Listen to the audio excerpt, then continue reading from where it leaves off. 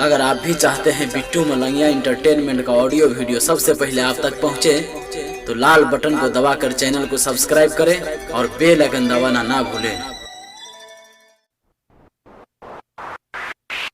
Music director टुनटुन बाबू सालहा हाजीपुर वैशाली। अपने सब सुन रहा छी बिट्टू मलंगिया एंटरटेनमेंट के म्यूजिक डायरेक्टर टुनटुन बाबू सालहा हाजीपुर वैशाली। शादी जब से भोगे लई भाई विपत पर लई भारी रे। शादी जब से भोगे लई भाई विपत पर लई भारी रे। महल हमर गोर रहे मौगी मिल लई कारी रे। महल हमर गोर रहे मौगी मिल लई कारी रे। म्यूजिक डायरेक्टर टुनटुन बाबू मौगी मिल लई कारी रे।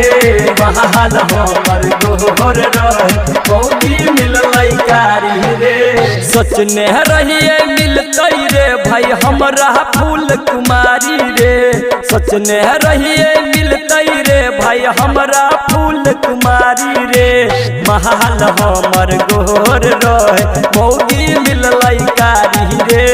महल हमर गोर रहे मौगी मिल लई कारी रे।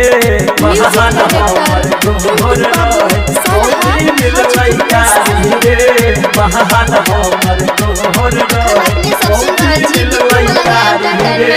दहे जके चक्कर में भाई मिल लई बुढ़िया पारी रे। दहे जके चक्कर में भाई मिल लई बुढ़िया पारी रे।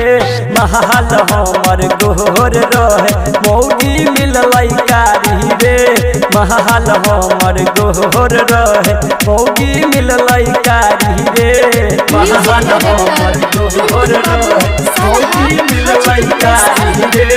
महल हमर गोर रहे मौगी मिल लई कारी रे। सनी सागर सत्यम के बिगड़ लही दुनियादारी रे।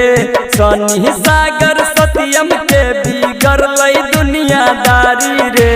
माल हमर गोर रहे मौगी मिल लई कारी रे। महल हमर गोर रहे मौगी मिल लई कारी रे। महल हमर गोर रहे मौगी मिल लई कारी रे। महल हमर गोर रहे मौगी मिल लई कारी रे। मौगी मिल लई कारी रे।